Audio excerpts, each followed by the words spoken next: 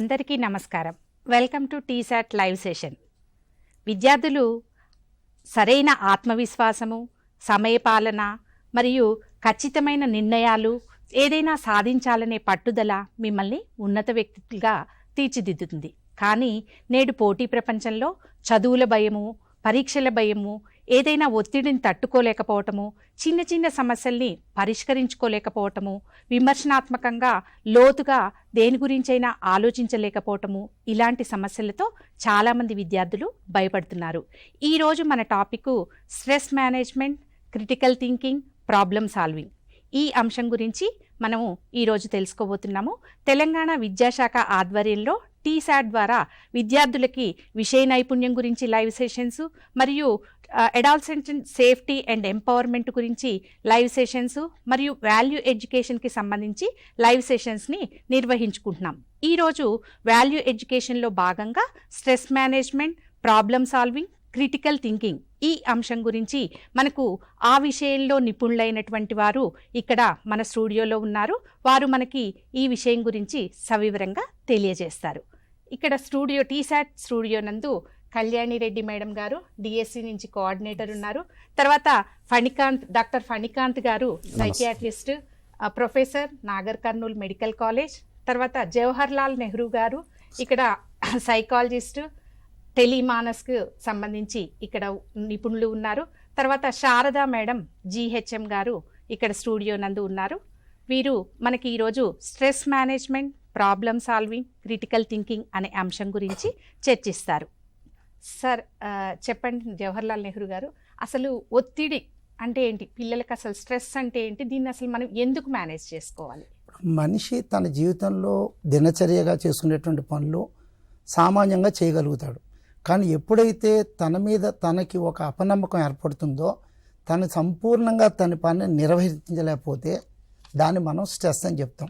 అంటే తన అవుట్పుట్ తను చేయాల్సిన విధిలో 100% సాధించలేనప్పుడు అతను ఒత్తిడికి గురవుతున్నాడని చెప్తాం.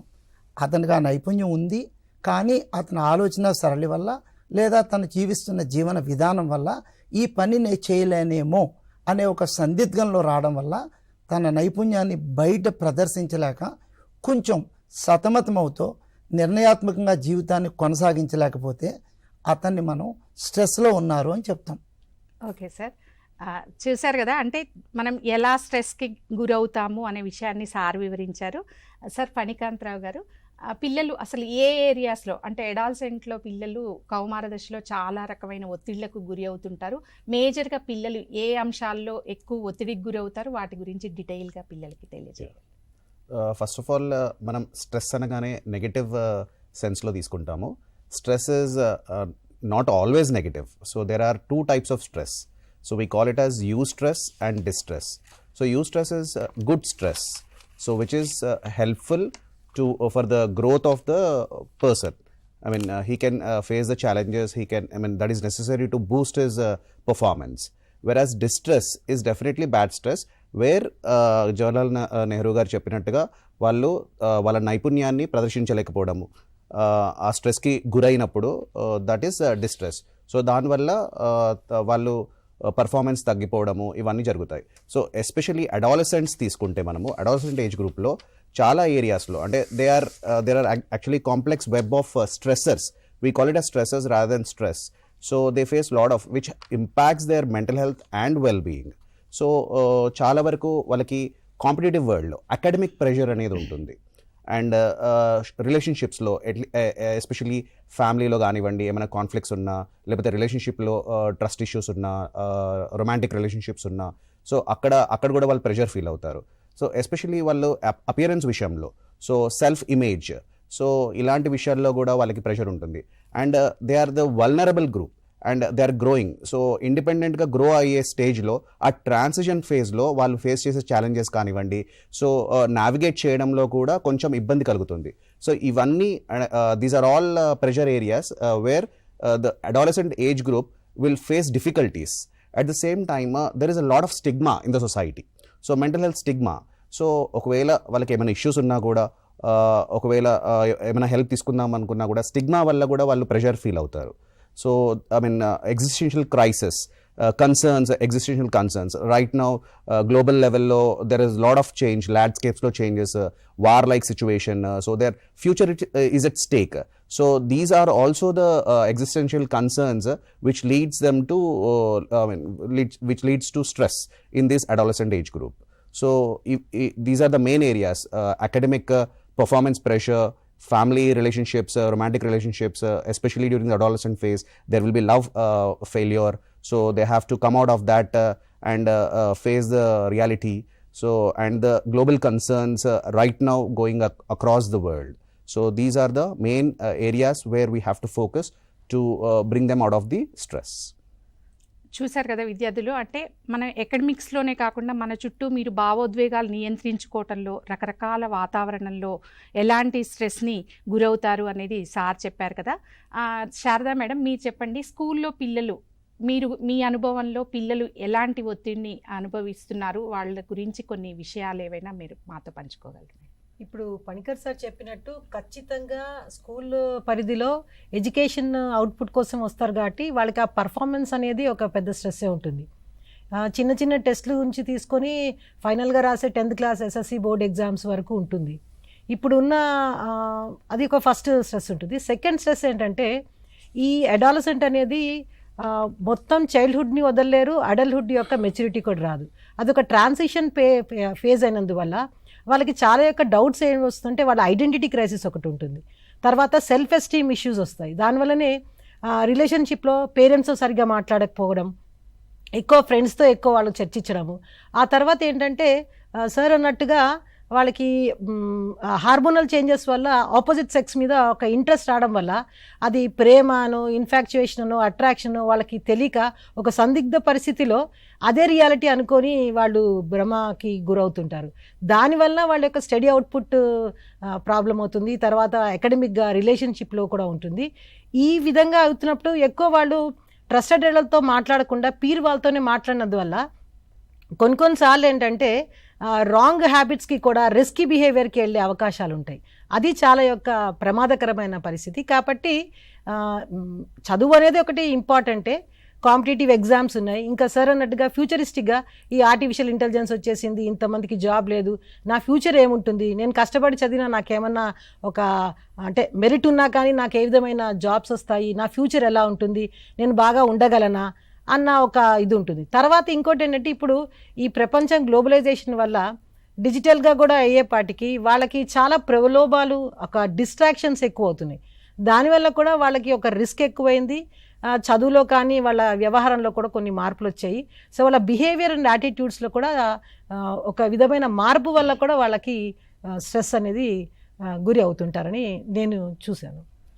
థ్యాంక్ యూ మేడం, మీరు చెప్పింది కరెక్ట్. విద్యార్థులు ఇంతకు ముందు మీద ఇప్పుడు అంటే అనవసరమైన విషయాల్లో ఎక్కువ భావోద్వేగాలు, అంటే వేరే వాళ్ళతో కంపారిజన్స్ చేసుకోవటం కావచ్చు, చదువులో అనవసరమైన అపోహలు, పోటీ ప్రపంచాన్ని తట్టుకోవటంలో కావచ్చు, ఇలా రకరకాల అంశాలతో విద్యార్థులు చాలా ఒత్తిడికి గురవుతున్నారు. అయితే సార్ జవహర్లాల్ నెహ్రూ గారు చెప్పండి, ఈ ఒత్తిడి తరచుగా విద్యార్థుల్లో హఠాత్తుగా నిర్ణయాలు తీసుకునేలా చేస్తుంటుంది. అలా హఠాత్తుగా అంటే సడన్గా ఎలాంటి డెసిషన్స్ తీసుకొని వాళ్ళకి ఇబ్బందికరంగా మారకుండా ఆ ఒత్తిడిని వాళ్ళు ఎలా నియంత్రించుకోవాలి అనేది ఒకసారి. అంటే బేసికల్గా ఏ సంఘటన అయినా సరే తట్టుకునే సామర్థ్యం యువతలో ఉంటుందండి. అసలు వాళ్ళకి చదువు అంటే భయం ఉండదు, పరీక్షలు అంటే భయం ఉండదు. కానీ సమాజంలో నేను రుజువు చేసుకోవాలి, నన్ను చూపించుకోవాలనే తపన మాత్రం ఎక్కువ ఉంటుంది. ఈ సందర్భంలో వాళ్ళకి కలిగే భావావేశాలని స్పష్టంగా వాళ్ళు అర్థం చేసుకోలేకపోవడం వల్ల మరో రీతిలో ప్రదర్శిస్తూ ఉంటారు. అంటే నాకేం కావాలో తెలియకపోవడం వల్ల ఎవరేమిచ్చినా తీసుకునే స్థితికి వెళ్తూ ఉంటారు. ముఖ్యంగా ఇదే సమయంలో తల్లిదండ్రులు కూడా ఇంటి దగ్గర నువ్వు పెద్దవాళ్ళు అవుతున్నావు కాబట్టి నీకంత కేర్ అక్కర్లేదు అనేటువంటి ఒక నిర్లక్ష్యం కొంచెం చూపించడం. సో ఈ ప్రేమ, ఈ సానుభూతి బయట పొందాలనే ఒక తపన పిల్లల్లో పెరగడం వల్ల వీళ్ళు కొంచెం తమ యొక్క ఉనికిని కోల్పోతారు. అంటే ఇతరులని చూడడం, ఇతరులా ఉండాలనుకోవడం, ఇతరుల కంటే మెరుగ్గా ప్రవర్తించాలనుకోవడంలో వాళ్ళు తమ ఉనికిని పూర్తిగా ఒక తెరమరుగు చేసేయడం వల్ల ఒక పాయింట్ వచ్చాక అసలు నేనేంటి, ఎందుకు చేస్తున్నాను అనేటువంటి ఒక క్వశ్చన్ మార్క్ వస్తారు. వాళ్ళు రీచ్ అయిన డెస్టినేషను వాళ్ళు కోరుకున్నది కాదు, వాళ్ళు చేస్తున్న పనులు వాళ్ళకి కావాల్సినవి కావు. అప్పుడు వాళ్ళు తేరుకునేసరికి ఈ అయోమయ జీవితంలోంచి నేను బయటపడడం ఎలాగా అన్నప్పుడు వాళ్ళు పూర్తిగా ఒత్తిడికి లోనడమే, స్ట్రెస్లో ఉండడం జరుగుతుంది. ఇటువంటి సందర్భంలో అసలు నాకేం కావాలి అన్నది అందులో నిష్ఠాతులను అడిగినట్లయితే, అంటే ఎవరైతే ఆ యొక్క విషయంలో నిష్ఠత కలిగి ఉన్నవారు, అంటే సపోజ్ తోటి విద్యార్థులకి ఏముంటుంది, వీళ్ళకున్న జ్ఞానమే వాళ్ళకి ఉంటుంది. సో తోటి విద్యార్థులను అడిగి సమస్య పరిష్కరించుకోవడం కంటే ఒక నిష్ఠాతులు, అంటే సపోజ్ నా లెక్కల్లో డౌట్ ఉంటే లెక్కల మాస్టర్ని అడగాలి కానీ పక్క విద్యార్థిని అడగకూడదు. లేదా నా మనసులో ఒక ఆందోళనకు అడుగుతున్నట్లయితే ఈ ఆందోళన ఎలా తగ్గించుకోవాలి అని ఆందోళన తగ్గించే నైపుణ్యులతో మాట్లాడాలి. ముఖ్యంగా తల్లిదండ్రులు చిన్నప్పటి నుంచి చూసి కని పెంచి వాళ్ళకు కావాల్సినటువంటి మినిమం నెసెసిటీస్ తల్లిదండ్రులు ఇస్తారు. అలాగే స్కూల్లో అధ్యాపకులు కూడా ఏ బిడ్డకి ఏం కావాలో పూర్తిగా అర్థం చేసుకుని అందిస్తూ ఉంటారు. ఈ రెండు విషయాలకు మించి విద్యార్థి కానీ బయట ప్రపంచం నుంచి ఏమైనా కోరుకున్నట్లయితే అది అతనికి చేయూత ఇవ్వలేకపోతుంది. అందువల్ల అతను తోటి విద్యార్థుల నుంచి సానుభూతి కోరుకుంటాడు.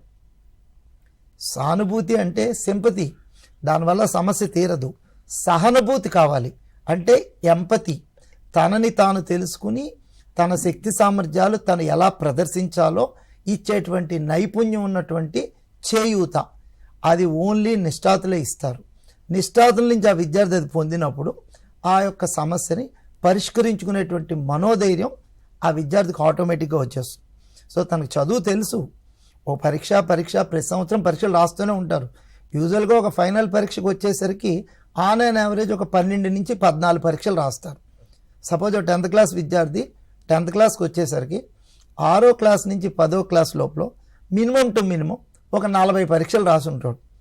6, 7, 8, 9, 10లో యూనిట్ టెస్టులు కానీ, క్వార్టర్లీలు కానీ, యాన్యువల్లీ కానీ, ఇవి కాకుండా బయట టెస్టులు కానీ. సో పరీక్షకు ఎప్పుడు తనకు భయం లేదు. తను చదువుకున్నాడని తనకు తెలుసు, తను రాయగలడని తనకు తెలుసు. కానీ నువ్వు రాయలేవేమో అనే ఒక చిన్న బీజం అతని మనసులో సమాజం కానీ, అధ్యాపకులు కానీ, తల్లిదండ్రులు కానీ ప్రవేశపెట్టినట్లయితే అవును నేను రాయలేకపోతే ఏమవుతుంది అని ఒక్కసారి విద్యార్థి స్టక్ అవ్వడం జరుగుతుంది. ఇటువంటప్పుడు తనకున్న నైపుణ్యాన్ని ప్రదర్శించకుండా అయ్యో ప్రదర్శించలేకపోతున్నానేమో అనే భ్రమలో జీవితాన్ని కొంచెం నిర్వీర్యం చేసుకోవడానికి అవకాశాలు ఎక్కువ ఉంటాయి. ధన్యవాదాలు సార్. అంటే మీరు ఇప్పుడు కౌమారులకి పిల్లలకి వచ్చే హార్మోనల్ ఇన్బ్యాలెన్సెస్ కానీ వాటిని కానీ మేనేజ్ చేసుకోలేక తొందరగా ఎదుటివారి మీద ఆకర్షితులు అవటం అనేది ఉంటుంది. స్కూల్ లెవెల్లో అంటే అమ్మా నాన్న ఎప్పుడు ఇంట్లోనే ఉంటారు, వాళ్ళు ఎప్పుడు చెప్తున్నా కూడా అది వాళ్ళు పాజిటివ్గా తీసుకోలేరు. ఎప్పుడు మాకు ఇలా చెప్తుంటారు, వీళ్ళు చెప్పేది వినొద్దు అన్న ఒక అపోహలోనే ఉంటారు, మాకే అన్నీ తెలుసు అన్న ఒక అపోహలో ఉంటారు. సో అట్లాంటి సమయంలో చాలా ఒత్తిళ్లకు గురవుతుంటారు. స్కూల్ లెవెల్లో పిల్లలు అడాలసెంట్ స్టేజ్లో అంటే ఈ ఎడ్యుకేషన్ రిలేటెడే కాదు, వాళ్ళకు వచ్చిన ఎమోషన్స్ని బ్యాలెన్స్ చేసుకోవడానికి ఏమైనా కొన్ని చిట్కాల్లాగా పిల్లలకి? అంటే అసలు ఫస్ట్ ఎమోషన్ అంటే ఏంటో అర్థం చేసుకోవాలండి. ఒక మనిషికి ఒక ఫీలింగ్ వచ్చిన తర్వాత ఆ ఫీలింగ్ రెండో స్టేజ్లో ఎమోషన్గా కన్వర్ట్ అవుతుంది. దాన్ని ఎమోషన్ అని ఎందుకంటామంటే అది శాశ్వతంగా ఉండదు, మారిపోతూ ఉంటుంది. ఒక ఆనందం కానీ ఒక బాధ కానీ. ఈ ఎమోషను యాక్షన్ రూపంలో బయటపడుతుంది. యాక్షన్లో ఉన్నటువంటి ఈ యొక్క చర్యలు కంటిన్యూ అయిపోతే అది ప్రవర్తన, బిహేవియర్గా మారుతుంది. ఇదే ప్రవర్తన ఎక్కువ కాలం కొనసాగితే అదే అతని యొక్క యాటిట్యూడ్ అవుతుంది. ఈ 5 స్టేజెస్లోంచి మనిషి జీవిస్తూ ఉంటాడు. అయితే చాలామంది చర్యలు చూసి మాట్లాడతారు. అతను కోపం వచ్చింది అంటారు, అది కోపం కాదు, అతనికి కలిగిన ఒక బాధ. ఆ బాధను ప్రదర్శించే విధానం తెలియకపోవడం వల్ల దాన్ని కోపంగా ప్రవర్తిస్తాడు. కోపం వేరు, బాధ వేరు అన్న విషయం ఆ విద్యార్థికి మనం తెలియజేసినట్లయితే అతనికి కోపం రాదు. నేను చదువుకోలేదు కనుక పరీక్షలో రాయలేదు కనుక నాకు మార్కులు రాలేదు, ఇది అంగీకరించాలి. అంగీకరించిన వ్యక్తి ఏం చేస్తాడంటే ఇప్పుడు నేను మార్కులు తెచ్చుకోవాలంటే ఎలా చదవాలి, ఎలా చదివితే నాకు ఈ ఒత్తిడి ఉండదు అని ప్రణాళిక వేసుకుంటాడు. ఆ అంగీకారం లేకుండా నేను ఫెయిల్ అయ్యాను అనేటువంటి విషయం అనుకున్నప్పుడు విద్యార్థి ఒత్తిడికి లోనవుతాడు. ఇప్పుడు సాధారణంగా నేను కాలేజీలకి స్కూల్కి వెళ్ళినప్పుడు విద్యార్థులు ఒకటే క్వశ్చన్ అడుగుతాను, ఒక 5 క్వశ్చన్స్, సింపుల్ క్వశ్చన్స్. దయచేసి గుర్తుపెట్టుకోండి, మీకు నిర్వహించే పరీక్ష మీ ఒక్కరికే నిర్వహించారా, అందరు విద్యార్థులకి నిర్వహించారా? డెఫినెట్లీ ఎస్, అందరికీ నిర్వహించారు. 2, మిమ్మల్ని ఫెయిల్ చేయాలనో ఆ తరగతిలోనే ఉంచాలనో పరీక్ష పెట్టారా? మిమ్మల్ని ఉత్తీర్ణం చేయాలని పరీక్ష పెట్టారా? డెఫినెట్లీ ఉత్తీర్ణం చేయాలని పెట్టారు. మూడో ప్రశ్న, మీకు ఇచ్చిన ప్రశ్న పత్రం మీ సిలబస్ నుంచే వచ్చిందా లేదా అవుట్ ఆఫ్ సిలబస్ వచ్చిందా? అందరి విద్యార్థులకి మేము ముందే నిర్దేశించిన సిలబస్ నుంచే వచ్చింది. ఎస్. సో ఇప్పుడు మీకు ఎన్ని ఎస్లు ఉన్నాయో చూడండి. ఓన్లీ మీ పేపర్ దిద్దే వ్యక్తి మారుతారు, మీరు పరీక్ష రాసే కేంద్రం మారుతుంది. అంటే మీ సెక్షన్లో కాకుండా ఇంకో రూమ్లోనో ఇంకో స్కూల్లోనో ఇంకో కాలేజీలోనో కూర్చుని పరీక్ష రాస్తారు, కానీ జవాబు అదే ఉంటుంది. సో పరీక్షలు అంటే ఒత్తిడి ఎందుకు? అది పబ్లిక్ పరీక్ష కానివ్వండి, మామూలు పరీక్ష కానివ్వండి, సెంటర్ మారింది అంతే. జస్ట్ మీరు అక్కడికి వెళ్ళినా ఏం చదివారో అదే రాయగలరు. ఈ నమ్మకం మీకు వచ్చినప్పుడు మీరు దాన్ని ఒత్తిడిగా భావించరు. ఎప్పుడైతే చదువు ఒత్తిడి కాదో, చదువులో ఉన్న ఉత్తీర్ణత కూడా మీరు ఆస్వాదిస్తారు. నా యొక్క అభివృద్ధికి, నా జీవితంలో ముందుకు వెళ్ళడానికి ఇది ఒక టూల్, అంటే ఒక సాధనం. మిమ్మల్ని మీరు మెరుగుపరుచుకోవడానికి, నిన్నటి మీ నుంచి ఈరోజు మీరు రేపు ఉన్నత స్థాయికి వెళ్ళడానికి ఇది ఒక స్టెప్స్. ఇక్కడ మీరు ఏ అంశాన్ని ప్రధానంగా ఆలోచిస్తున్నారో, ఏ అంశాన్ని మీకు కావలసిందే అని అనుకుంటున్నారో అది మాత్రమే మీరు ఆచరించాలి. అలా కాకుండా మీకు అనవసరమైనటువంటి విషయాన్ని మీరు ప్రాధాన్యతగా తీసుకుంటే, అంటే స్కూల్లో జాయిన్ అయ్యారు, మీ ఫస్ట్ ప్రియారిటీ చదువు, రెండో ప్రియారిటీ చదువు, మూడో ప్రియారిటీ చదువు, 10వ ప్రియారిటీ కూడా చదివే ఉండాలి. ఇప్పుడు మీరు ఫస్ట్ ప్రియారిటీలో స్నేహితులను పెట్టారనుకోండి, చదువు రెండో స్థానానికి వస్తుంది. రెండో స్థానంలో తిరగాలి, సినిమాలకు వెళ్ళాలి లేదా ఎంజాయ్ చేయాలనుకున్నాను అనుకోండి, చదువు మూడో స్థానంలోకి వస్తుంది. ఎదుటి వ్యక్తులతో మాట్లాడాలి, ఆకర్షించాలి, నేను అట్రాక్ట్ చేయాలి, హీరోయిజంగా ఉండాలి అనుకున్నారు అనుకోండి, ఇప్పుడు చదువు 4వ స్థానానికి వస్తుంది. అంటే మీ ప్రాధాన్యత క్రమాన్ని మీరు మార్చుకుంటున్నారు, కానీ అక్కడ మీకు కలిగే ఒత్తిడిలో మీకు అనవసరమైన విషయాలు మీరు చేసుకుంటున్నారు. స్కూల్లో కానీ విద్యాలయాల్లో కానీ ఏం జరుగుతుందంటే, ఒక రాయిని తీసుకొచ్చి అక్కర్లేని ముక్కలు తొలగించబడతాయి. అంటే ఒక పెద్ద రాయిని తీసుకొచ్చి అక్కర్లేని ముక్కలన్నీ కొట్టేసినట్లయితే మిగిలిన బుద్ధుడిని హుస్సేన్ సాగర్లో నించోబెట్టారు. బుద్ధుడు రాయిలో ఆల్రెడీ ఉన్నాడు, అక్కర్లేనివి తొలగించాం. సో స్కూల్లో టీచర్లు కానీ ఇంట్లో అమ్మా నాన్న కానీ మీలో అక్కర్లేని ముక్కల్ని మాత్రమే తీస్తున్నారు అని మీరు అంగీకరిస్తే మీకు కోపం రాదు. మీలోంచి ఒక అద్భుతమైన మనిషి బయటకు వస్తారు. సమాజానికి, కుటుంబానికి, ముందు మీకు మీరుగా కూడా ఒక ఉపయోగపడే వ్యక్తిగా, ఒక అద్భుత శక్తిగా మారుతారు. ధన్యవాదాలు సార్. చూశారు కదా పిల్లలు ఎంత బాగా చెప్పారో సారు. అంటే మీలో ఆల్రెడీ ఉన్న టాలెంట్ని మీరిచ్చే ప్రయారిటీస్ని బట్టి అది క్రమం చదువు కిందికి వెళ్ళిపోతూ ఉంది. కాబట్టి చదువే ముందు ప్రాధాన్యత ఇచ్చారనుకో, మీ విద్యార్థిగా మీ భవిష్యత్ అనేది ఎక్కడో చక్కగా ఉంటుంది. కళ్యాణి మేడం, మీరు చెప్పండి, స్కూల్ లెవెల్లో పిల్లలు ఇంకా ఏం కార్యక్రమాలు చేపడుతున్నాము మనము పిల్లలకి, వాటి గురించి. తప్పకుండా. స్కూల్ లెవెల్లో మనకి ఎస్పెషలీ ఇప్పుడు చాలా మార్పులు వచ్చాయి. అండ్ ఏంటంటే మనము అకాడమిక్స్తో పాటు, అంటే మనకున్న సబ్జెక్ట్స్తో పాటు అనేక కార్యక్రమాలు రూపొందించబడ్డాయి. ఇవన్నీ కూడా పిల్లల హోలిస్టిక్ డెవలప్మెంట్, అంటే పరిపూర్ణ వికాసం కోసమని మనము బాలసభలు ఏర్పాటు చేశాము. ఈ బాలసభల్లో పిల్లలు మాట్లాడతారు, అంటే వాళ్ళలో leadership skills, communication skills improve అవుతాయి అన్నమాట. నెక్స్ట్ మనకి ఏమంటారు, ఈ సాంస్కృతిక కార్యక్రమాలు కూడా జరుగుతున్నాయి. అంటే కళా ఉత్సవాన్ని అండ్ అనేకమైన క్లబ్స్ కూడా ఉన్నాయి మనకి. అంటే ఈ ఎకో క్లబ్స్ అని, లిటరరీ క్లబ్స్ అని, ఇవన్నీ కూడా మనము ఆచరిస్తున్నాం, పాటిస్తున్నాము అండ్ ఏర్పాటు చేసుకున్నాం మనము మన గవర్నమెంట్ స్కూల్స్లో. ఇప్పుడు ప్రస్తుతం ఉన్న గవర్నమెంట్ స్కూల్స్లో ప్రతిరోజు పిల్లవాడికి ఏదో ఒక కార్యక్రమము అండ్ కంప్లీట్, అంటే అపార్ట్ ఫ్రమ్ ఎడ్యుకేషన్, అంటే చదువుతో పాటు మిగతా ఎన్నో అనేక రకమైన, అంటే స్ట్రెస్ లేకుండా ఆడుతూ పాడుతూ కంప్లీట్గా, అంటే స్కూల్కి నేను ఎంతో ఆసక్తిగా రావాలి, ఎన్నో ఉన్నాయి నా మీద, నేను ఎన్నో చేయగలను అనే ఆత్మవిశ్వాసం వాళ్ళలో రావడానికని ఈకో క్లబ్స్ అని, లిటరరీ క్లబ్స్ అని అండ్ ఎన్నో కాంపిటీషన్స్, స్పోర్ట్స్, ఇవన్నీ కూడా మనము అమలు పరుస్తున్నాము. అండ్ ఇవే కాకుండా మనకి vocational education, skill development courses, ఇవన్నీ కూడా మనము ఇంట్రడ్యూస్ చేయడం జరిగింది మన పాఠశాల విద్యలో.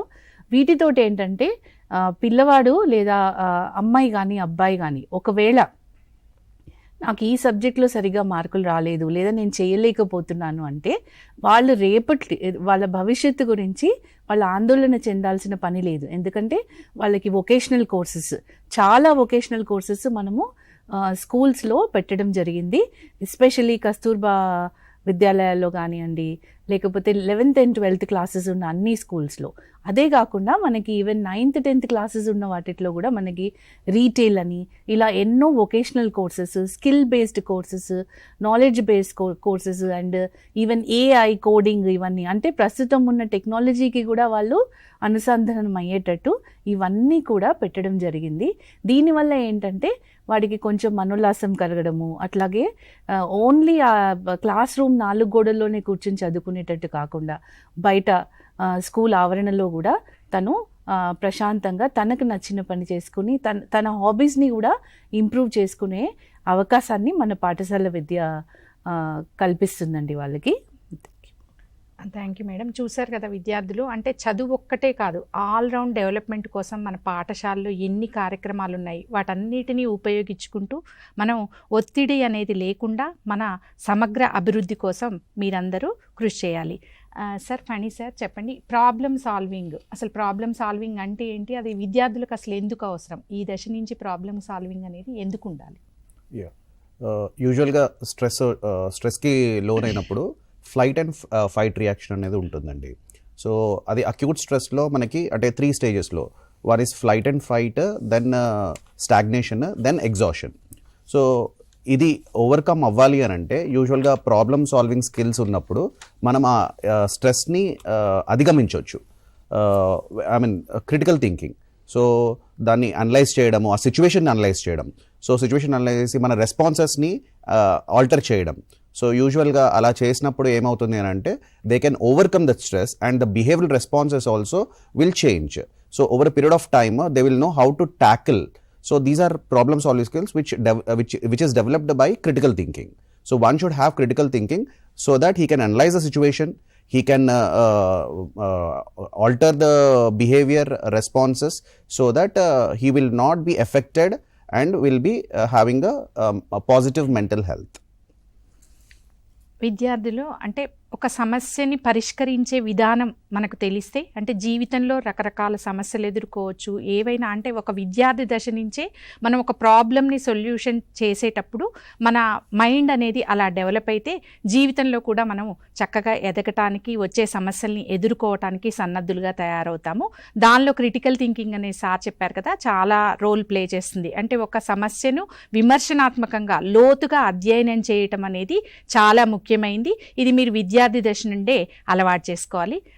జవహర్లాల్ నెహ్రూ గారు పిల్లలకి టెలిమానస్ గురించి తెలియజేయగలరు. టెలిమానస్ మన స్కూల్లో పిల్లలు ఎలా పనిచేస్తుంది దాని గురించి. గవర్నమెంట్ ఆఫ్ ఇండియా పెట్టినటువంటి ఒక పథకం ఏంటంటే, మన దేశంలో మానసిక రోగము లేదా మానసిక రుగ్మత లేదా మానసిక బలహీనత అనేది ఎవరు అంగీకరించలేని అంశంగా మారింది. సో నాకు ఈ సమస్య ఉంది, నేను సరిగ్గా పనిచేయలేకపోతున్నాను లేదా ఆలోచించలేకపోతున్నాను అని విద్యార్థులు కానీ యువత కానీ ఎవరు కూడా చెప్పుకోవడానికి అంగీకరించటం లేదు.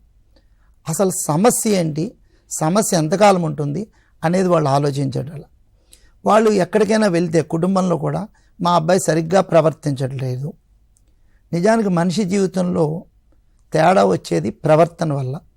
ప్రవర్తన ఎప్పుడైతే మార్పు వచ్చిందో తల్లిదండ్రులు అధ్యాపకులు గుర్తిస్తారు, ఈ అబ్బాయి లేదా ఈ అమ్మాయి ఒక వినూత్న రీతిలో అంటే సాధారణ రీతిలో ప్రవర్తించటం లేదు అని అర్థమైనప్పుడు, బాబు నీకేదో ప్రాబ్లం ఉంది, పాప నువ్వు ఇలా చూపించుకో అని చెప్తారు. ఎక్కడికి వెళ్ళాలి, వెళ్తే ఏమవుతుంది, తీరా వెళ్ళొచ్చిన తర్వాత చుట్టాలు, వీధిలో వాళ్ళు, పక్క వాళ్ళు, అందరూ తోటి విద్యార్థులు కూడా ఏమనుకుంటారు, ఇలాంటి సమస్యలతోటి వాళ్ళు తమకున్న చిన్న సమస్యని పెద్ద చేసుకుంటున్నారు. అంచేత గవర్నమెంట్ ఆఫ్ ఇండియా టెలిమానస్ అని చెప్పి 14416 అని ఒక హెల్ప్ లైన్ రెడీ చేసింది. దీనికి ఎవరైనా ఎప్పుడైనా ఎక్కడి నుంచైనా ఫోన్ చేయొచ్చు. పూర్తిగా కాన్ఫిడెన్షియల్గా ఉంటుంది. ఎవరు చేశారు అని మేము అడగం. 24/7 మీకు వచ్చినటువంటి సమస్యని మీరు సంసిద్ధంగా సరిదిద్దుకునేలా మీరు చేసుకోవడానికి మేము సహాయపడతాం. ఇక్కడ షిఫ్ట్ వేజెస్లో మేము పనిచేస్తూ ఉంటాం. సైకాట్రిస్టులు ఉంటారు, సైకాలజిస్టులు ఉంటారు, కౌన్సిలర్స్ ఉంటారు. మీ ఐడెంటిటీ చెప్పక్కర్లేదు, మీరు ఎక్కడి నుంచి మాట్లాడుతున్నారో చెప్పక్కర్లేదు, మీ సెల్ నెంబర్ రాదు, కేవలం మీరు మాకు ఫోన్ చేస్తారు. ఒకవేళ ఫోన్ చేయడానికి మీకు అసౌకర్యం ఉంటే మీరు రింగ్ ఇచ్చి పెట్టేసిన తర్వాత మేమే కాల్ చేసి కూడా మీకు కాల్ బ్యాక్ చేయగలం. అంటే ఫస్ట్ థింగ్, మీరెవరు అన్నది ప్రపంచానికి తెలియదు. మీ సమస్యను మీరు చెప్పినప్పుడు ఆ సమస్యను ఎలా మీరు సరిదిద్దుకోవాలో అంగీకరించి మార్పు చేసుకుని ఆ సమస్య నుంచి మీరు ఎలా బయటపడాలో టెలిమానస్ సహాయం చేస్తుంది. ఇక్కడ ప్రధాన అంశం ఏంటంటే, మీరు మీ యొక్క ఉనికిని, అంటే మీ పేరు కానీ మీ అడ్రస్ కానీ చెప్పకుండా మీ సమస్య పరిష్కరించుకునే దిశకి సమృద్ధిగా మీరు చేరడం. ఇది టెలిమానస్ మీకు చేసేటువంటి ప్రధానమైనటువంటి సహకారం. ఎప్పుడైతే టెలిమానస్లోకి మీరు వచ్చారో మేము ఫస్ట్ చెప్తాం, అసలు సమస్య అంటే ఏంటి, what are you facing exactly. ప్రతిదీ సమస్య కాదు. ఓ పరీక్షలో ఫెయిల్ అవ్వడం అనేది సమస్య కాదు, లేదా ఒక అమ్మాయో ఒక అబ్బాయో నీతో మాట్లాడకపోవడం సమస్య కాదు, నీకు మీ అమ్మ నాన్నగారు సెల్ ఫోన్ ఇవ్వకపోవడం సమస్య కాదు. సమస్య అంటే దానికి 3 ప్రధాన లక్షణాలు ఉండాలి. ఒకటి, అది అకస్మాత్తుగా రావాలి, అకస్మాత్తుగా వెళ్ళిపోవాలి, కొద్ది కాలమే నీతో ఉండాలి, ఆ కొద్ది కాలం మాత్రమే నువ్వు సందిగ్ధంలో ఉండాలి. దీన్ని సమస్య అంటాం. అంటే ఉదాహరణకి, నేను పుట్టుకతోటే ఒక చేతితోటే పుట్టాను అనుకోండి, పెరుగుతున్నంత వరకు నేను ఎప్పటికీ కూడా ఒక చేతితోటే నా అన్ని పనులు చేసుకోవడానికి నా మైండ్ రెడీ అయిపోతుంది. నేను ఎప్పుడు బాధపడను. ఎవరైనా నా దగ్గరికి వచ్చి నీకు ఒక చెయ్యే ఉంది ఎలా అంటే, నేను ఎక్కెక్కి ఆడవను. ఓకే, నా మైండ్ రెడీ అయిపోయింది, నేను పని చేసుకుంటాను.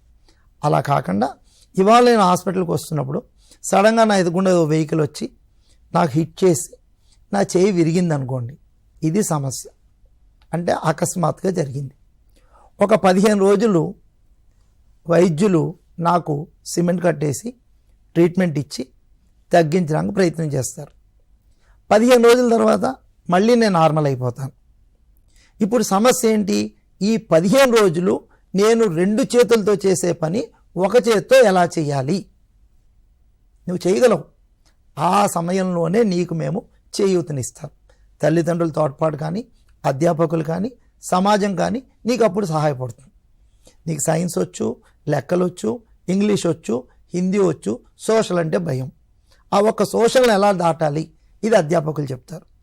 లేదా నువ్వు నీ యొక్క నియమ పరివర్తన ప్రకారం నీ జీవన శైలిలో ఉదయం లేచి చదువుకోవడం కానీ, లేదా నీ దినచర్య సరిగ్గా చేయడం కానీ, నీ శుభ్రత పాటించడం కానీ నువ్వు చేయబోతుంటే తల్లిదండ్రులు నీకు సహకరిస్తారు.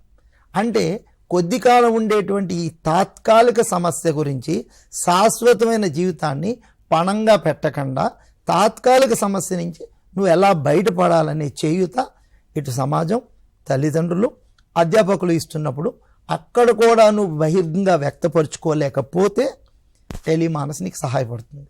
ఇది Tele MANAS services. Thank you sir.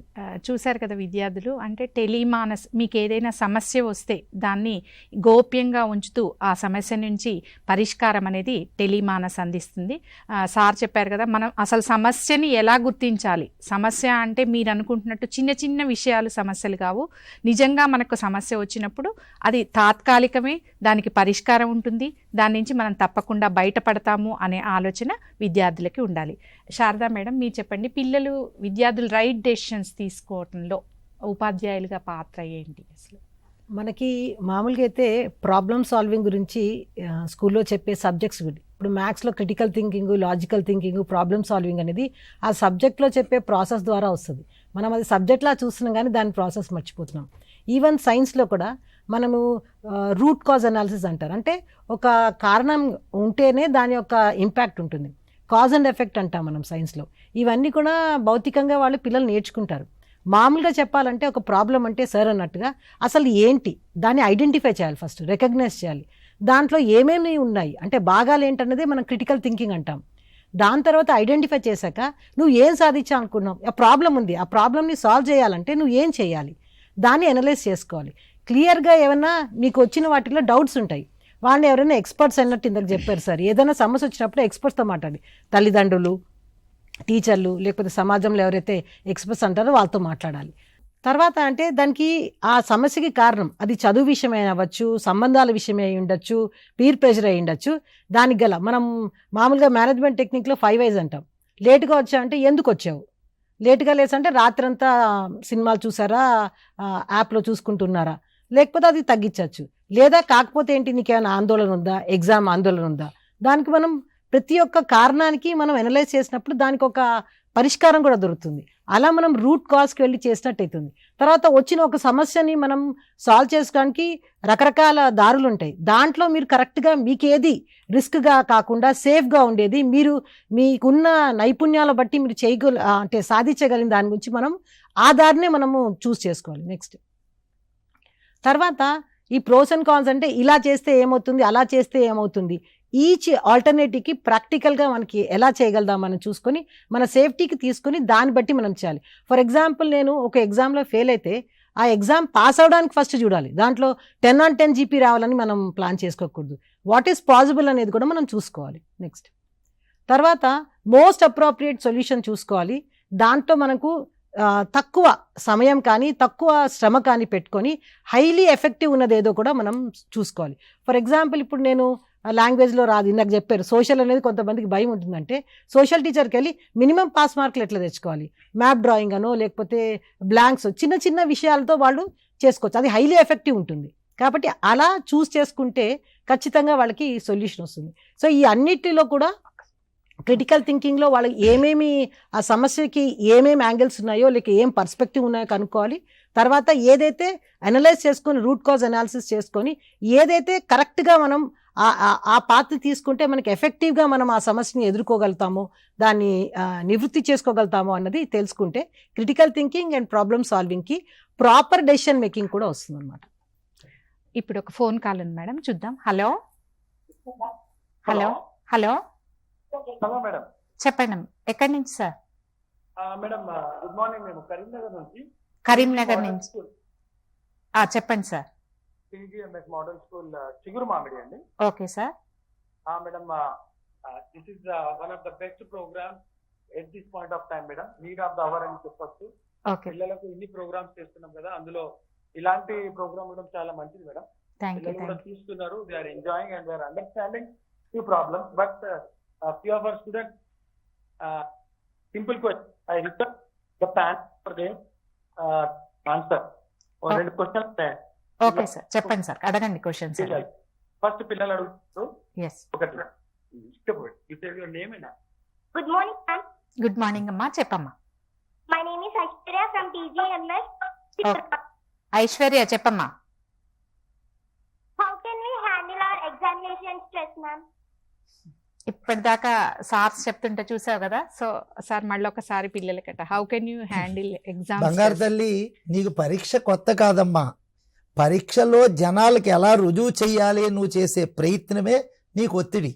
నువ్వు 6వ క్లాస్లో చదువుకున్నావు, 7వ క్లాస్లో చదువుకున్నావు, 8వ క్లాస్లో చదువుకున్నావు, 9వ క్లాస్లో చదువుకున్నావు, 10వ క్లాస్లో కూడా చదువుకుంటావు. సబ్జెక్ట్లో కొంచెం ముందుకు వెళ్తావు. అంటే ముందు ABCDలు, తర్వాత వాక్యాలు, తర్వాత రైమ్స్, తర్వాత లెసన్స్. నీకు అది ఎలా చెప్పాలో అధ్యాపకులు వివరిస్తున్నారు. నీకు కావలసిన పౌష్టికాహారము, బట్టలు, నిద్ర అన్నీ అమ్మ నాన్న ఇస్తున్నారు. ఒకవేళ నువ్వు హాస్టల్లో ఉంటే నీకు అక్కడ ఉన్నటువంటి హాస్టల్ వాళ్ళందరూ కూడా నీ ఆరోగ్యానికి పూర్తి కేర్ తీసుకుంటున్నారు. ఇప్పుడు నువ్వు చేయాల్సింది ఏంటంటే నాకు వచ్చు అని బలంగా నమ్ము. ఇదివరకు కంటే కొంచెం మెరుగుపరుచుకుంటున్నాను అని బిలీవ్ చేయి. ఆటోమేటిక్గా పరీక్షలో నువ్వు రాస్తావు. ఒకవేళ పరీక్షకు వెళ్ళినప్పుడు, పరీక్ష వెళ్ళే ముందు కానీ, పరీక్ష హాల్లో కానీ, పరీక్ష తర్వాత కానీ 3 సన్నివేశాలు. పరీక్షకు వెళ్ళే ముందు ఎలాగా అని నీకు అనిపిస్తే నీకు నువ్వు చెప్పుకో, నేను చదువుకున్నాను, నాకు వచ్చు, నేను రాస్తాను, నేను పాస్ అవుతాను. సో నీకు నువ్వు ఎప్పుడైతే ఆ కమాండ్ ఇచ్చుకున్నావో నువ్వు ప్రశాంతంగా పరీక్ష హాల్లోకి వెళ్తావు. పరీక్ష హాల్లో కూర్చున్నాక కూడా పేపర్ చూసిన వెంటనే రాయాలని ప్రయత్నం చేయకు. ఒకసారి మొత్తం ప్రశ్నపత్రం చదువు, అందులో నువ్వు ఏం ఆన్సర్ చేయగలవో అది ముందు స్టార్ట్ చేసుకో. కొంత సమయం ఇచ్చుకో, కొంత సమయం మళ్ళీ నువ్వు రాసిన దాన్ని పరీక్షించుకోవడానికి పెట్టుకో. పరీక్ష హాల్లో కూర్చున్న తర్వాత కూడా ఏం కంగారు పడకు. ఎందుకంటే నువ్వు చదివావు, ఆ 3 గంటల్లో ఏం రాసేవన్నదే ముఖ్యం. నువ్వు బయటకు వచ్చి అమ్మా నన్ను అడుగు నేను చెప్పేస్తాను, టీచర్ గారు నన్ను అడగండి చెప్పేస్తాను అంటే నిన్ను బోర్డు పాస్ చేయదు. పరీక్షలో రాయాలి. సో ఇంటి దగ్గర చదివేటప్పుడు రాయడం ప్రాక్టీస్ చేయి. నేను రాసేసాను అంటే ఆటోమేటిక్గా పరీక్షలో కూడా నువ్వు రాసేస్తావు. అంటే ఒక సబ్జెక్టు నీ కన్ను నుంచి నీ మెదడుకి వెళ్ళి నీ గుండెల్లోంచి నీ చేతులకు వచ్చి నీ చేతుల మించి పేపర్కి వెళ్ళాలి. సబ్జెక్ట్ మొత్తం నీ శరీరంలో ప్రవహించినప్పుడు పరీక్షల్లో నీ పెన్ను ఆటోమేటిక్గా పరిగెడుతుంది. అలా కాకుండా బుక్ ముందు పెట్టుకునో సెల్ పక్కన పెట్టుకునో కిటికీ దగ్గర కూర్చుని బయటికి చూస్తానో నువ్వు చదివేవనుకో ఓన్లీ నోరు పనిచేస్తుంది, దృష్టి ఎక్కడో ఉంటుంది. సో చదివేటప్పుడు నేను చదువుతున్నాను అని కమాండ్ ఇచ్చుకుని నీకు నువ్వు ప్రశాంతంగా కూర్చుని రోజు అదే సమయంలో కంపల్సరీ చదువు. అది ఆదివారం కానీ, పండగ రోజు కానీ, క్రికెట్ మ్యాచ్ ఉండని, సినిమా ఉండని, నీకు నువ్వు కమిట్ అవ్వు. నేను చదువుతున్నాను నా అభివృద్ధి కోసము. అప్పుడు పరీక్షల్లో నీకు భయం రాదుగా. ఇందాక చెప్పినట్టు అడిగినవన్నీ నీకు వచ్చినవే. నువ్వు రాసే విధానం అంటే నీ ప్రిపరేషను, నీ ప్రజెంటేషను, నీకు ఎంత వచ్చు, నువ్వు ఎంత చెప్పావు. పరీక్షలు బయటకు వచ్చాక నాకు చెప్తే మార్కులు వేరు కదమ్మా. సో రాయడం ప్రాక్టీస్ చేయి. ఎప్పుడైతే విద్యార్థులు రాయడం ప్రాక్టీస్ చేస్తారో పరీక్ష హాల్లో ఏ ఒత్తిడి రాదు. నేను ఒకటి యాడ్ చేయొచ్చా మేడం? చెప్పండి. 3H అంటారు, head, heart and hand. Sir అయితే చెప్పారు. మనం మనసులో అనుకోవాల్సింది ఏంటంటే నేను ఈ పరీక్ష మంచిగా రాయగలుగుతాను, కన్ఫర్మ్గా రాసుకుంటా, నేను చదువుకున్నాను. హార్ట్లో ఏంటంటే ధైర్యంగా ఉండడం, కరేజియస్గా నేను తెలుసుకుంది నేను రాయగలుగుతాను అని. హ్యాండ్ ఏంటంటే సార్ అన్నట్టు ప్రాక్టీస్ చేయడం. ప్రాక్టీస్ చేయకుండా రాయడం అంటే ఎగ్జామ్ సగం జరిగేది ఏంటంటే ఎగ్జామ్ ముందు జరిగే ప్రాక్టీస్.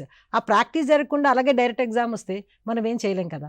ఈ మానసిక ఒత్తిడి కూడా అందుకే వస్తుంది. ఫస్ట్ ప్రిపేర్ చేస్తే చాలా కాన్ఫిడెంట్గా. ఇప్పుడు ఎనీ ఎగ్జామ్లో చూడండి, మెరిటోరియస్ స్టూడెంట్కి వాళ్ళు ఏం భయపడరు.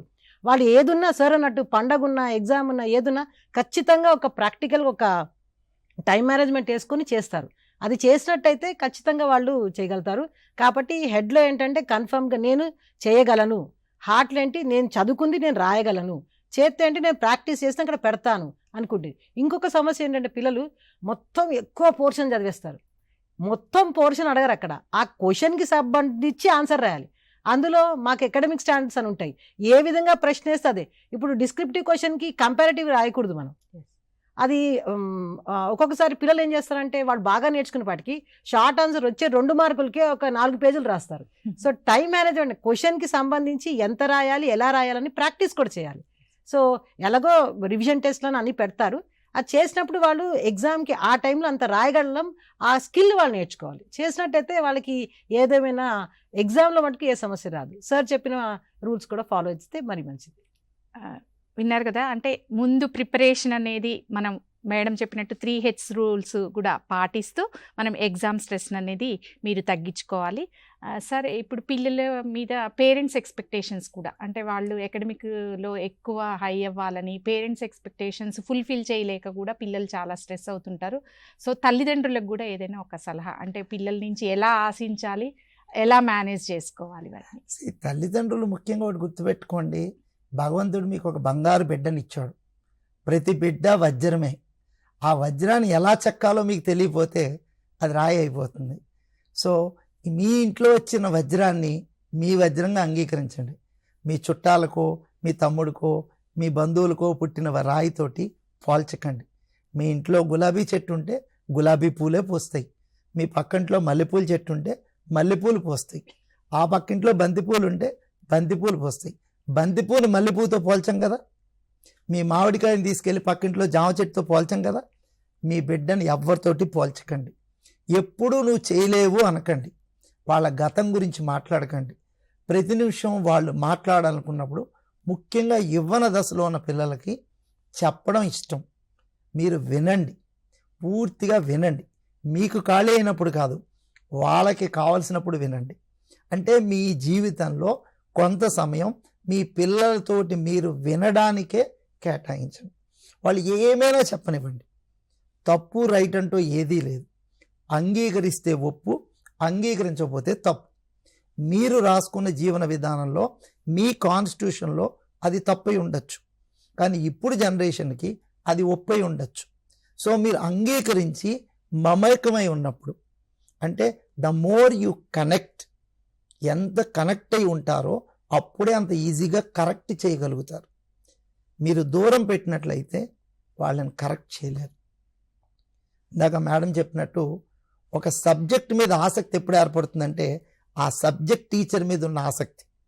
ఇంగ్లీష్ టీచర్ రోజు అందంగా తయారై క్లాస్కి వస్తారు, సో వీళ్ళకి ఇంగ్లీష్ అంటే ఇష్టం. లెక్కల మాస్టర్ సీరియస్గా కోపంగా ఉంటారు, అందుకే లెక్కలు అంటే భయం.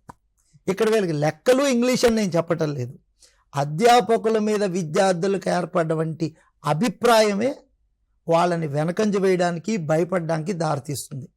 సో అటు తల్లిదండ్రుల్ని, విద్యార్థుల్ని, అధ్యాపకుల్ని నేను ఎప్పుడూ కోరుకుంటూ ఉంటాను, దయచేసి మీ పిల్లల్ని మీరు ప్రేమిస్తూనే ఉండండి. చదువు వాళ్ళే నేర్చుకుంటారు, చదువు వాళ్ళే ఫస్ట్ బెంచ్లో కూర్చుంటారో లాస్ట్ బెంచ్లో కూర్చుంటారు. ఆఖరి బెంచ్లో కూర్చుని అల్లరి చేసే విద్యార్థికి కూడా ఇంటెలిజెంటే, కానీ వాడికి వేలేసి తప్పట్లు కొట్టించుకోవాలని ఉంది. అదే తప్పట్లు నువ్వు క్లాస్ ఫస్ట్ వచ్చి కొట్టించుకోగలవు అని మనం చెప్తే ఆఖరి బెంచి విద్యార్థి స్టేట్ ఫస్ట్ వస్తాడు. ఓన్లీ ఆ నైపుణ్యం చెక్కడం అటు తల్లిదండ్రులకి ఇటు అధ్యాపకులకి కొంచెం అర్థం చేసుకుని మీరు కొంచెం తగ్గి వాళ్ళ స్థాయికి వెళ్ళగలిగితే వాళ్ళని మనం భుజాల మీద ఎత్తుకుని సమాజానికి కావాల్సినటువంటి ఒక అద్భుత శక్తులుగా తయారు చేయొచ్చు. చాలా బాగా చెప్పారు సార్. సార్, క్రిటికల్ థింకింగ్ గురించి, అంటే పిల్లలు ఏదైనా ఒక సమస్యని ఎంత లోతుగా అధ్యయనం చేయాలి, ఎంత డీప్గా దాన్ని ఎనాలిసిస్ చేసి దాని గురించి, అంటే ఆ క్రిటికల్ థింకింగ్కి పిల్లల్లో డెవలప్ అవడానికి ఏమైనా సజెషన్స్? యూజువల్గా అది మనకి హైపోథెటికో డిడక్టివ్ థింకింగ్ అంటాము, అంటే కాన్సెప్చువల్ లెర్నింగ్. సో పిల్లల్లో అది గ్రోయింగ్ ఫేజ్లో ఉంటుంది. So by the time they reach 18 years, కంప్లీట్గా they will develop this conceptual learning. So యూజువల్గా అంటే ఇప్పుడు మ్యాథ్స్ ఏదైనా సబ్జెక్ట్ తీసుకోండి, లాంగ్వేజ్ తీసుకోండి, సో మనము చదువుతున్నప్పుడు దాని బేసిక్స్, దాని కాన్సెప్ట్స్ మనం అర్థం చేసుకోవాలి. సో అది చెప్పే టీచర్ని కూడా పట్టి ఉంటుంది. So we have to tap the potential of the child. So we have to stoop to the level of the student. So each student is not the same. So we have to understand the capability of the student. Then based on his capability, so the teacher has to tell the basics, concepts, and make him practice. So usually that is the way to develop the critical thinking. So over a period of time, they will develop the conceptual kind of learning. Okay, thank you sir. ఇప్పుడు ఒక call చూద్దాం sir. Hello hello madam. చెప్పమ్మా. Madam, ఒక student doubt అంట madam, ఒక నిమిషం. ఓకేమ్మా, okay. Hello hello hello madam, చెప్పండి. నా పేరు స్వప్న మేడం. స్వప్న చెప్పమ్మా. నేను 10th క్లాస్ చదువుతున్నా. Okay. Girls high school Nalgonda. Okay. మనం చదివింది ఇప్పుడు ఎగ్జామ్ హాల్లో బాగానే గుర్తుంటలేదు, ఎట్లా గుర్తు పెట్టుకోండి మేడం? మంచి ప్రశ్న. చాలా మంది పిల్లలకు వచ్చే, అంటే బాగా చదువుతాము, బాగా ప్రాక్టీస్ చేస్తాము, కానీ ఎగ్జామ్ హాల్లోకి వెళ్ళగానే, అంటే మీరు చెప్పారు కదా ఇందాక, స్ట్రెస్ అనే దాని వల్ల అది ఓవర్కమ్ మెడికల్ టర్మ్ లో దాన్ని బ్రెయిన్ ఫాగ్ అంటారు. So everyone will face, and ఇందాక సార్ ఇంకా మేడం చెప్పిన పద్ధతినే పాటించాలి. So planning, preparation, then dividing into chunks. So before going to the exam, so you should be well prepared.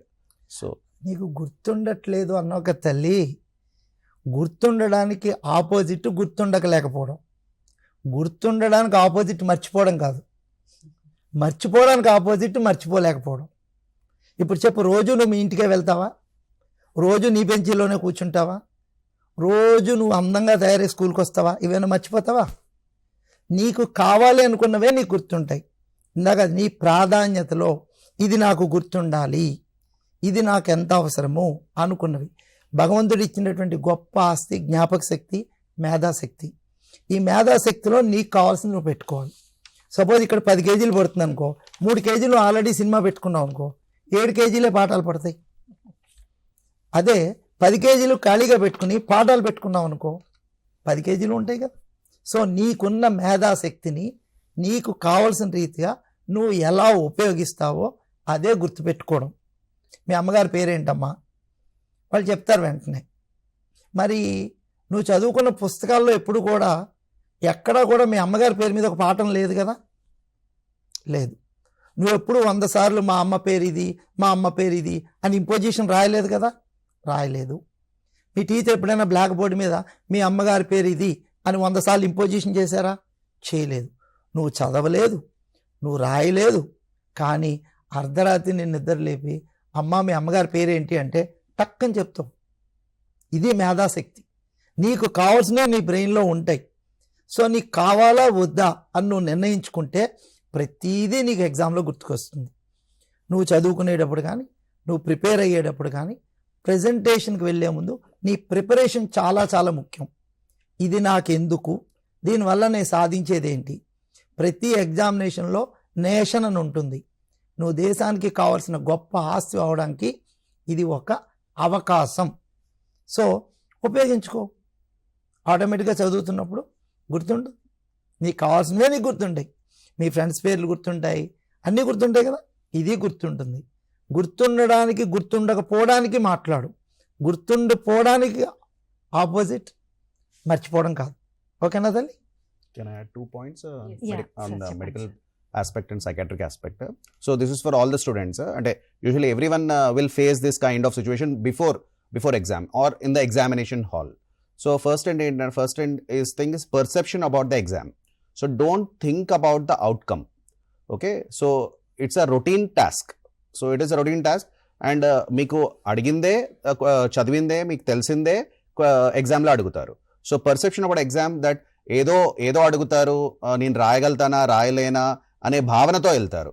So అలాంటప్పుడు ఏంటి అని అంటే మనకు ఉన్నది కూడా మర్చిపోతాం. సో మైండ్ హైజాక్ అయిపోతుంది. So second one is having a proper sleep before the exam day. So చాలా మంది నైట్ అవుట్ చేసి చదవడము ఇలా చేస్తారు. So that is not at all advisable. So అది ప్లానింగ్లో ఉండాలి. అంటే మనం ముందే ఎంత చదవాలి, ఎంత పోర్షన్ ఉంది, టైం మేనేజ్మెంట్ ఇవన్నీ చూసుకున్న తర్వాత you should have a proper sleep. And the next day morning, so before going to exam, most of the students will skip the breakfast. So that leads to hypoglycemia. So food is very, very important. It gives glucose, goes to the brain, and you will not forget things. Otherwise, hypoglycemia valla kuda manaki brain fog anedi vastundi, and concentration difficulties and forgetfulness kuda vastundi. So these are the medical point of view lo, psychiatric point of view lo stress ni ela tattukovali and మనం హెల్దీగా ఎలా ఉండాలి. So good sleep can also lead to fresh mind. Breakfast can give you energy, so which can give you clear thinking ability while writing the exam. So keep these points in your mind before going to exam and don't think about the outcome. ఒక చిన్న add చేస్తాను. చెప్పండి. So ఈ సమయంలోనే తల్లిదండ్రులు కూడా నువ్వు hall ticket మర్చిపోతావు, pen మర్చిపోతావు, ఇంటి దగ్గర అన్నీ మర్చిపోతావు అని 5 సార్లు చెప్పకండి. మీ పాప రోజు స్కూల్కి వెళ్తుంది, ఇవాళ పరీక్షకి వెళ్తుంది అంతే. అక్కడ క్లాసులు వినే బదులు తెలిసింది రాస్తుంది అంతే. ఎగ్జామ్ డే అనేది ఏం పెద్ద డేంజర్ డే కాదు, 365 రోజుల్లో ఒక రోజు. సో మీరు మర్చిపోతావు అని 10 సార్లు ఆ పాపకి చెప్పినట్లయితే ఓహో నేను మర్చిపోతాను అనుకుంటూ వెళ్తుంది. వద్దు, నీవు బాగా చదివావు, నీకు అన్నీ గుర్తుంటాయి, నువ్వు రాస్తావు, మాకు నీ మీద నమ్మకం ఉంది అని చెప్పండి. ఎట్టి పరిస్థితుల్లోనూ పిల్లల మీద నమ్మకం లేదు అనే పదం తల్లిదండ్రులు వాడద్దు. ఎందుకంటే వాళ్ళ మనోధైర్యాలకి అది గొడ్డలి పెట్టు. ఏది ఏమైనా నువ్వు చదివావు, నువ్వు రాస్తావు, నాకు నమ్మకం ఉంది అనండి. వాళ్ళకి 35 రానివ్వండి, 75 రానివ్వండి, మార్కులు ముఖ్యం కాదు. వాళ్ళ సమస్య వాళ్ళు ఎదుర్కొని వాళ్ళ జీవితంలో వాళ్ళు ఎదగడం మనకు ముఖ్యం. ఇక్కడ జీవితం ముఖ్యం, జీవితంలో ఎదగడం ముఖ్యం. మీరేం పెంచటం లేదు, వాళ్ళు మొక్కలు జంతువులు కాదు, వాళ్ళు ఎదుగుతారు. ఎదిగే క్రమంలో మీరు చేయూతివ్వండి చాలు, వాళ్ళకి కావాల్సింది వాళ్ళే రాసుకుంటారు. ఎట్టి పరిస్థితుల్లో 70% ఆఫ్ ది యూత్ స్ట్రెస్లో ఎందుకుంటున్నారు? మొన్న ఒక సర్వే వచ్చింది. ఎందుకంటే హైయెస్ట్ స్లీప్లెస్నెస్, నిద్రపోవటం లేదు. మన జనజీవనం ఎలాంటిది? సూర్యుడు లేచినప్పుడు లేవడం, సూర్యుడితో పాటు పడుకోవడం. చిన్నప్పటి నుంచి 10 ఏళ్ళు అదే స్కూల్కి వెళ్ళారు. స్కూల్కి వెళ్ళడం, సాయంత్రం ఇంటికి రావడం, తినడం, పడుకోవడం. మీరు అర్ధరాత్రి 10 దాకా, 1 గంట దాకా, 2 దాకా అది చదువుతున్నారా, సెల్ చూస్తున్నారా, సినిమా చూస్తున్నారా కాదు, తెలియకుండా మీ యొక్క బయోలాజికల్ క్లాక్, మీ శరీరాకృతిలో నిర్మించినటువంటి 20 సంవత్సరాల యొక్క నిర్మితం కాస్త డిస్టర్బ్ అవుతుంది. ఎట్టి పరిస్థితిలో నిద్ర పోగొట్టుకోకండి. ఇదే క్రికెట్ మ్యాచ్, అదే రిజల్ట్ రేపు ఉంటుంది, అదే సినిమా అదే హీరో ఎల్లుండి చూసినా అలాగే ఉంటాడు. మీరు రేపు పరీక్ష పెట్టుకుని ఇవాళ సినిమా చూస్తే పరీక్ష రాదు. సో పరీక్ష సమయంలో పరీక్ష చూడండి, సినిమా చూసేటప్పుడు సినిమా చూడండి, క్రికెట్ మ్యాచ్ చూసేటప్పుడు క్రికెట్ మ్యాచ్ చూడండి. ఏది వద్దని నేను అన్ను. సెల్ ఫోన్ కూడా వాడండి, కానీ మీరు చదవడానికి 2 గంటలు ఎలా నిర్ణయించారో సెల్ ఫోన్ కూడా 2 గంటల తర్వాత కట్టేస్తాను అని కమిట్ అవ్వండి. సెల్ ఫోన్ అయితే 5 గంటలు, పుస్తకం అయితే అరగంట అని మీరు మారితే మీ క్లాక్ డిస్టర్బెన్స్ అవుతుంది. హలో హలో మేడం, చెప్పమ్మా. నేను సాత్వికాని మాట్లాడుతున్నాను. చెప్పమ్మా. అది మీరు స్ట్రెస్ మేనేజ్మెంట్ గురించి చెప్తున్నారు కదా, ఎస్. అది ఇట్లా చాలా మంది స్ట్రెస్ ఒత్తిడి ఎక్కువ ఉండడం వల్ల సూసైడ్ చేసుకుంటారు, అంటే రాంగ్ స్టెప్స్ తీసుకుంటారు. అంటే ఆ టైంలో ఏం తోచక బలహీనంగా వాళ్ళ ఆలోచన అనేది సూసైడ్ అటెంప్ట్స్ వైపు వెళ్తుంది. వాళ్ళకి ఏదైనా ఒక సలహా, అంతేనమ్మా? అంతే. ఓకే. అంటే పిల్లలు సడన్గా డెసిషన్ అనేది చాలా తప్పుగా కూడా వెళ్తూ ఉంటారు. అంటే ఒత్తిడిని తట్టుకోలేక సూసైడల్ టెండెన్సీ అనేది కూడా పిల్లల్లో అక్కడక్కడ చాలా సందర్భాల్లో మనం చూస్తూ ఉంటాము. దీని గురించి చెప్పండి, తర్వాత మేడం మీరు ఏదో చెప్తాను. ఆత్మహత్య చేసుకోవడము అనేది బతకాలన్న కోరికకి బలమైన పునాది. నాకు బతకాలనుంది కానీ దారి కనపట్టలేదు అన్న వాళ్ళు చేసే పని అది. నిజానికి ఆత్మహత్యలు ఎవరూ చేసుకోరండి. మీరు ఇందాక అన్నట్టు చదువు కానీ, ఓ పరీక్షలో ఫెయిల్ అవ్వడం కానీ, ఒక వస్తువు కోల్పోవడం కానీ, ఈవెన్ మన కుటుంబంలో ఒక వ్యక్తి మరణించడం కానీ మామూలే, జీవితంలో వెళ్ళిపోతూనే ఉంటాయి. కానీ మీరు దాన్ని ఎలా సాధించాలి అని ఆలోచించినప్పుడు సమస్య ఏంటి, మీకున్న బలం ఏంటి, మీ బలాన్ని మీరు ఎలా వాడుకుంటున్నారు, మీ బలహీనతను మీరు ఎలా తగ్గించుకుంటున్నారు అన్నప్పుడు ఆత్మహత్య అనే పదం మీకు రాదు. ఎందుకంటే ఇందాక చెప్పా, తాత్కాలిక సమస్య. పరీక్ష ఫెయిల్ అయ్యారు, ఇది ఒక రిజల్ట్. మీరు మా దగ్గరికి వచ్చారు, ఓ టెస్ట్ చేయించుకున్నారు, ఈరోజు ఇప్పుడు నీ జబ్బు ఇది అని చెప్పాం. అందుకని జీవితాంతం ఈ జబ్బుతో ఉండిపోతామని మేము అనలేదు కదా. పరీక్షల్లో నువ్వు రాసిన దానికి మార్కులు వచ్చాయి, ఇంకోలా రాస్తే ఇంకో మార్కులు వస్తాయి. అంటే నీ ప్రజెంటేషన్ బట్టి నీ ఫీడ్బ్యాక్ మారుతుంది. ఇది శాశ్వతం కాదు. ఒక పరీక్షలో ఫెయిల్ అయ్యావు, నెక్స్ట్ మళ్ళీ రాసుకుంటావు. నీకు కావాల్సిన ట్రైన్ ఎక్కువ, కావాల్సిన డెస్టినేషన్కి వెళ్ళు. ఒకవేళ తప్పు అయితే వెనక్కి రా, మళ్ళీ ఇంకోసారి వెళ్ళు. ఇది ఓన్లీ ఫీడ్బ్యాక్, ఒక ప్రయత్న లోపం. నీ ప్రయత్నాన్ని మార్చుకో, నీ ఫలితాన్ని తెచ్చుకో. అప్పటిదాకా కొంత సమయం నువ్వు సంయమనంగా ఉండు. అంతేకాని ఈ తాత్కాలిక సమస్య కోసం శాశ్వతమైన జీవితాన్ని నువ్వు వెళ్ళిపోతావు. కానీ మీ అమ్మా నాన్నకి నీలాంటి బంగారు బిడ్డ దొరకడు, నీలాంటి బంగారు తల్లి ఆ ఇంట్లో ఉండదు. నిన్ను నవమాసాలు మోసి గుండెల మీద పెట్టి పెంచుకున్న మీ తండ్రికి, మీ అమ్మకి నువ్వు ఏం చెప్తున్నావు? వాళ్ళు ఇచ్చిన ప్రేమ లేదా వాళ్ళకి ఇచ్చినటువంటి చేయూతకి నువ్వు రుణం తీసుకునే అదృష్టం కేవలం నువ్వు బ్రతికుండి ఎదగడమే. అది ప్రతి బిడ్డ తెలుసుకోవాలి. విద్యార్థులు చెప్పారు కదా సారు, ఎంత చక్కగా. అంటే తాత్కాలిక సమస్యలు వస్తాయి పోతాయి, కానీ జీవితం అనేది శాశ్వతంగా. మనం ఏం చేయటానికి భూమి మీదకి వచ్చామో దాన్ని తప్పకుండా మనం నెరవేర్చుకోవాలి. అకాలంగా అనవసరంగా ఇలాంటి ఆలోచనలు అనేది ఏ విద్యార్థికి కూడా రాకూడదు. సార్ చెప్పిన పాయింట్స్ అన్ని మైండ్లో పెట్టుకోండి. అటువంటి ఆలోచనలు అనేవి అస్సలు చేయకూడదని విద్యార్థులకు సూచిస్తున్నాను. శారదా మేడం చెప్పండి. అదే ఎగ్జామ్లో కామ్గా కూల్గా ఉండడం చాలా ఇంపార్టెంట్ అండి. తర్వాత ప్రిపరేషన్ గురించి చెప్పినప్పుడు అక్కడ పేరెంట్స్ కూడా చాలాసార్లు చెప్తుంటారు పిల్లలు, అంటే అది కంప్లైంట్ అని కాదు, వాళ్ళు ఎగ్జామ్ ప్రిపేర్ అవుతుంటే వాళ్ళని డిస్ట్రాక్ట్ చేస్తారు. వాళ్ళ పేరెంట్స్ టీవీ చూడడము, లేకపోతే పక్క ఏదైనా ఫంక్షన్కి తీసుకెళ్ళడము. చాలామంది పిల్లలు మేము స్కూల్కి పోతామంటారు, ఎగ్జామ్కి ప్రిపేర్ అవుతూ ఉంటారు. సో పేరెంట్స్ కూడా ఎగ్జామినేషన్ ఎలాగో స్కెడ్యూల్ ముందే ఇస్తారు కాబట్టి వాళ్ళకి ఇట్లాంటి ఒత్తిడి ఏం తేకుండా వాళ్ళు సపోర్ట్ చేస్తూ ఉంటే బాగుంటుందని నా ఉద్దేశం. మేడం కరెక్ట్ మేడం మీరు చెప్పింది. అంటే పేరెంట్స్ నుంచి కూడా ఒక అవగాహన ఎగ్జామినేషన్ టైంలో వాళ్ళకి స్పెసిఫిక్గా ఫోకస్డ్గా సార్ అన్నట్టు కరెక్ట్ టైంకి పండుకోవడం, వాళ్ళు టీవీ చూడకుండా ఆపేసి పండుకోవడం, పొద్దునే లేపి వాళ్ళకి ఇంత మంచిగా బ్రేక్ఫాస్ట్ చేసి పంపించడం, సార్ అన్నట్టుగా మీరు చేయగలరు, రాయగలరు, కూల్గా కామ్గా ఉండండి అని చెప్పి వాళ్ళకి కుదిరితే అక్కడ దింపేసి రావచ్చు. అంటే ఎగ్జామినేషన్ సెంటర్ దగ్గర ఏవైతే హాల్ టికెట్ మర్చిపోతాం, ఇది మర్చిపోతాం, వాళ్ళే తెచ్చి ముందు పెట్టేసి అయిపోతుంది. అబ్బాయిలు కానీ అమ్మాయిలు కానీ ఎక్కడైనా పిక్నిక్ వెళ్తున్నట్టే చూడండి, పిల్లలు వారం ముందు నుంచే ప్రిపరేషన్ స్టార్ట్ అవుతుంది. బ్యాగ్లో కావాల్సిన స్నాక్స్ పెట్టుకుంటారు, వాళ్ళు వేసుకోవాల్సిన డ్రెస్ పెట్టుకుంటారు, ఎక్స్ట్రా డ్రెస్. అంటే వాళ్ళలో ప్రిపరేషన్ ప్లానింగ్ అది ఉంది, వాళ్ళకి ఆ నైపుణ్యం ఉంది. మనం ఒక్కటి ఏంటంటే వాళ్ళు దాన్ని ఎగ్జామినేషన్ ముందు ఎలా చేయాలి, ఎగ్జామ్ ముందు ఏం చేయాలన్నది చెప్తే సరిపోతుంది. అవుట్కమ్ గురించి స్ట్రెస్ కాకండి అంటున్నారు. అదే అవుట్కమ్ గురించే ఎగ్జామ్ రాసాం, ఏ మార్కులు వస్తే ఏమైంది. ఇక్కడ మనం ఏంటి, మనం ప్రిపేర్ అయిన కంటెంట్ని మనం అక్కడ పెట్టగలిగామా లేదా, ప్రజెంట్ చేయగలమా లేదా అన్నదే ఒకటి. సో అందుకే మనం రిపోర్ట్ కార్డ్, ప్రోగ్రెస్ కార్డ్ అంటాం. అంటే పోయినసారి నువ్వు రాసిన ఎగ్జామ్కి ఈసారికి నీ ప్రిపరేషన్, నీ ప్రజెంటేషన్ ఎలా ప్రోగ్రెస్ అయిందని చెప్తాం. అదే పీటీఎంలో కూడా మేము చెప్పేది, ఏదో ప్రోగ్రెస్, పిల్లల యొక్క ప్రోగ్రెస్ తెలుసుకోవడానికే పేరెంట్స్ రండి అంటాం. అంతేగాని వాళ్ళకి ఏదో కంప్లైంట్ చెప్పి వాళ్ళలో డిసిప్లిన్ లోపం ఉందని చెప్పడానికి కాదు. అది వాళ్ళు గుర్తుంచుకుంటే బాగుంటుంది. Thank you.